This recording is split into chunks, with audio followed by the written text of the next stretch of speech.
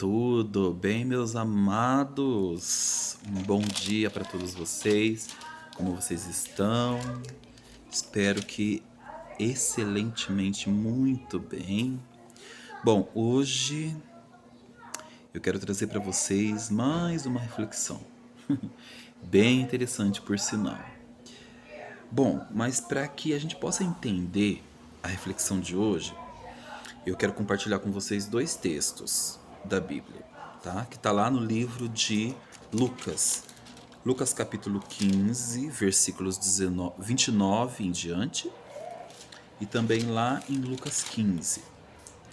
O título deste primeiro capítulo aqui, que eu quero discutir com vocês, é Jesus come com pecadores. Quem eram os pecadores na época de Jesus, né? Nós somos pecadores, né? Mas quem eram os pecadores na época de Jesus? Quem eram os marginalizados, os excluídos da sociedade? Bom, para que a gente possa entender, eu preciso dizer para vocês que naquela época, quem se sobressaía como pecador, digamos assim, eram os publicanos e os samaritanos. Esses se destacavam, né, entre os judeus ali. Os judeus detestavam os publicanos e os samaritanos. Os samaritanos porque eles tinham muitas práticas pagãs que iam contra aquilo que os judeus tinham como verdade. É a verdade que os judeus apresentavam. E os publicanos, eles eram cobradores de impostos. É como se fosse hoje um político corrupto, né, que as pessoas têm muita raiva, né, que as pessoas não têm um afeto muito especial, né, não têm boas relações, uma relação interpessoal muito boa com os políticos, né? A mesma coisa acontecia com os publicanos. Eles eram cobradores de impostos, muitos deles eram corruptos, então eles não eram bem vistos pelos judeus, eles eram marginalizados. Aí você imagina, Jesus simplesmente ele conversava com essas pessoas. Mais do que isso, vejam só. Então vamos lá, capítulo 5, versículo 29 diz o seguinte: Então lhe ofereceu Levi um grande banquete em sua casa, e numerosos publicanos e outros estavam com eles à mesa. Os fariseus e os escribas, que eram líderes religiosos de alta posição naquela época, né? Eles tinham grandes cargos, eram grandes líderes religiosos, né? Os fariseus e os escribas murmuravam, né, contra os discípulos de Jesus, perguntando: Por que comeis e bebeis com os publicanos e pecadores? Vejam só. Respondeu-lhes Jesus: Os sãos não precisam de médico, e sim os doentes. Eu não vim para chamar justos, e sim pecadores ao arrependimento. Ou seja, imaginem a cena: os samaritanos, os publicanos, os pecadores, né, em geral. Eles eram marginalizados pelos judeus, e Jesus, além de conversar com essas pessoas, ele sentava para comer com essas pessoas, né? Ele desenvolvia uma intimidade, um bom relacionamento com essas pessoas. Então os judeus não gostavam nada disso. Os fariseus ali, os escribas, eles não gostavam dessa situação. E aí, lá no livro de agora, eu quero chegar para vocês em uma parte que eu acho muito interessante da nossa reflexão, que está no livro de Lucas 15. Uma parábola que Jesus contou ali, né, aos fariseus, aos escribas, enfim. Vejam só, é a parábola do filho pródigo, né?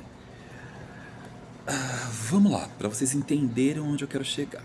Bom, olha só. Aproximavam-se de Jesus todos os publicanos e pecadores para o ouvir. E murmuravam os fariseus e os escribas, como sempre, né, dizendo: Este recebe pecadores e come com eles. Aí Jesus vem com a parábola do filho pródigo. Continuou, certo homem e tinha dois filhos. Continuou.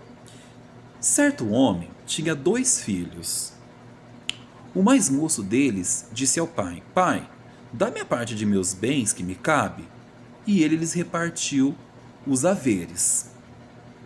Então ele era um homem muito rico, esse homem aqui que deu a parte para o seu filho um pouco, né, da sua herança para o seu filho, né, que repartiu com seu filho ali os seus haveres.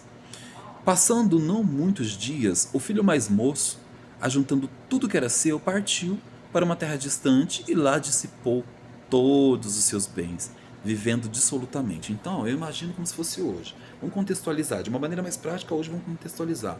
Imagina esse cara, rico, ele pede lá a herança do pai, a herança para o pai, a sua parte que lhe cabe, e sai para o mundão. Daí ele frequenta as melhores festas, as baladas, ele tem todas as mulheres que ele quer, que ele deseja, roupas elegantes, enfim, ele vive para os seus prazeres, né? Ele se entrega ao hedonismo, né? Aquele sentimento, aquele desejo hedonista, egoísta, ele se entrega para os prazeres. Então o que ele faz? Ele gasta tudo o que ele tem com isso, com festas, bebidas, baladas. Ele era do fervo, vamos dizer assim. Depois de ter consumido tudo, sobreveio àquele país uma grande fome, vejam só. E ele começou a passar necessidade. Então ele foi e se agregou a um dos cidadãos daquela terra. E este o mandou para os seus campos a guardar porcos. Então ele pediu para ele trabalhar com os porcos ali, né? Ali desejava ele fartar-se das alfarrobas que os porcos comiam, mas ninguém lhe dava nada. Então ele estava com muita fome. A fome era tão grande, que ele desejou comer as alfarrobas que eram lançadas para os porcos. Imagine a situação. O cara que tinha tudo, era rico, passando por isso. Então, caindo em si, disse: quantos trabalhadores de meu pai têm pão com fartura, e eu aqui morro de fome? Levantar-me-ei e irei ter com meu pai, e a ele direi: Pai, pequei contra o céu e diante de ti. Já não sou digno de ser chamado teu filho. Trata-me como um dos teus trabalhadores. E levantando-se, foi para seu pai. Vinha ele ainda longe, não estava longe, quando seu pai o avistou. E compadecido dele, correndo, o abraçou e o beijou. O pai dele não pensou em nada. Correu, abraçou, beijou o filho, tratou o filho com amor. A receptividade ali foi grande, tremenda, amorosa, calorosa. E o beijou. E o filho lhe disse: Pai, pequei contra o céu e diante de ti. Eu já não sou digno de ser chamado teu filho. O pai, porém, disse aos seus servos. Então o pai dele virou para os seus colaboradores ali, para os seus servos, e lhe disse, né? Trazei depressa a melhor roupa, vestiu-o, ponde-lhe um anel no dedo e sandálias nos pés. Naquela época, essa vestimenta, essa roupa, era só para os magnatas, era da alta sociedade mesmo, para os que tinham realmente grandes bens, muito dinheiro. Trazei também e matai um novilho cevado. Comamos e regozijamo-nos. Vamos festejar, vamos comemorar, né? Porque este meu filho estava morto e reviveu. Estava perdido e foi achado. E começaram a regozijar-se. Ora, o filho mais velho estivera no campo e quando voltava, ao aproximar-se da casa, ouviu a música e as danças. Então o filho mais velho estava voltando e ele ouviu aquele som de música, de festa e tal, né? Chamou um dos criados dele e perguntou-lhe o que era aquilo. Ele ficou inconformado. E ele informou: veio teu irmão e teu pai mandou matar o novilho cevado porque o recuperou com saúde. E ele indignou-se e não queria entrar. Ele ficou com muita raiva. Saindo, porém, o pai procurava conciliá-lo. Mas ele respondeu ao seu pai. Aí ele falou para o pai, né? Há tantos anos te sirvo sem jamais transgredir uma ordem tua, e nunca me deste um cabrito sequer para alegrar-me com os meus amigos. Vindo, porém, este teu filho aí, né, do fervo aí, que te pediu herança, saiu, te abandonou, nem ligou para os teus sentimentos, né, vamos dizer assim, o desperdiçou os teus bens com meretrizes, tu mandaste matar para ele um novilho cevado? Então lhe respondeu o pai: meu filho, Tu sempre estás comigo. Tu sempre estás comigo. Tudo o que eu tenho é teu.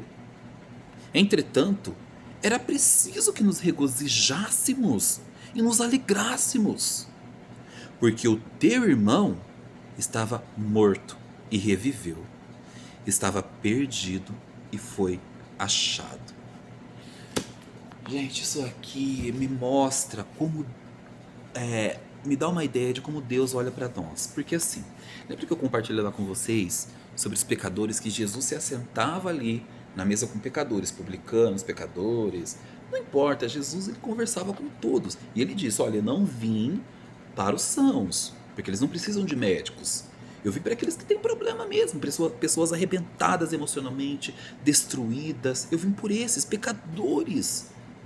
Eu vim chamar pecadores ao arrependimento, né? Só que os fariseus, os escribas, eles não entendiam isso. Eles não conseguiam compreender, eles não sabiam o que era isso. Por quê? Por conta da religiosidade, né? Daquela coisa de que, não, você tem que seguir a lei, você tem... Eles não tinham amor. Então eles não conseguiam compreender Jesus. Eles não conseguiam compreender. Eles, né? Muitos de nós somos assim, fariseus, né? A gente aponta e fala, por exemplo, se fosse hoje, esse filho, se ele fizesse isso com esse pai e saísse aí nas mídias, como seria a nossa atitude? Esse pai deveria ter falado assim com esse filho, deveria ter tirado tudo dele, não deveria ter dado esse dinheiro para ele. É assim que tem que ser, né? Olha o fariseu dentro de nós. Só que Jesus não age assim, Deus não age assim. Então, como os fariseus e os escribas não entendiam aquilo, Jesus preferiu contextualizar. Então ele foi lá e deu exemplo. Ele apresenta ali diversas parábolas e uma delas foi essa. Tinha um pai que tinha 2 filhos. E aí um dia um desses filhos saiu dos caminhos desse pai, foi pro mundão. Só que esse filho se arrependeu. Ele viu, ele reconheceu o erro que ele havia cometido e resolveu voltar para a casa do pai, para os braços do pai. E como o pai o recebeu? Com amor, com carinho, mansidão, né? Longanimidade. Isso fez toda a diferença. Pôs nele a melhor roupa, vestiu ele com a melhor roupa, deu uma festa e falou: era preciso que nos alegrássemos e nos regozijássemos, porque esse filho estava perdido, estava morto e reviveu. Estava perdido e foi achado. Nunca você pense por um minuto sequer que Deus te olha de maneira diferente. Ele entende as suas dores, ele entende as suas lutas, os seus anseios, né, suas angústias. Ele sabe os seus problemas, ele sabe tudo que você está passando. E por amor a você, muitas vezes Deus evita que você passe por algumas... Tem algumas coisas, evita que você passe por muitas situações. Nós temos muitos livramentos, né? Às vezes a gente pergunta, Senhor, mas a gente vive num mundo de tanto sofrimento, de tanto... Eu também não entendo o sofrimento, eu não sei o porquê disso. Eu entendo algumas coisas, mas eu sei que um dia Ele vai nos responder. Eu tenho certeza de uma coisa, que Deus é sendo soberano, né, onipotente, onisciente, enfim, Ele sabe o que é melhor para nós. Ele permite que a gente passe por algumas situações por amor a nós. Hoje talvez a gente não entenda, mas amanhã entenderemos. Mas sabe o que é o importante?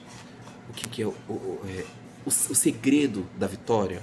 É nós não deixarmos de estar nos braços do Pai. Porque em Jesus tenham a certeza que seremos mais do que vencedores. Amém? Tenham um bom dia, um feliz sábado.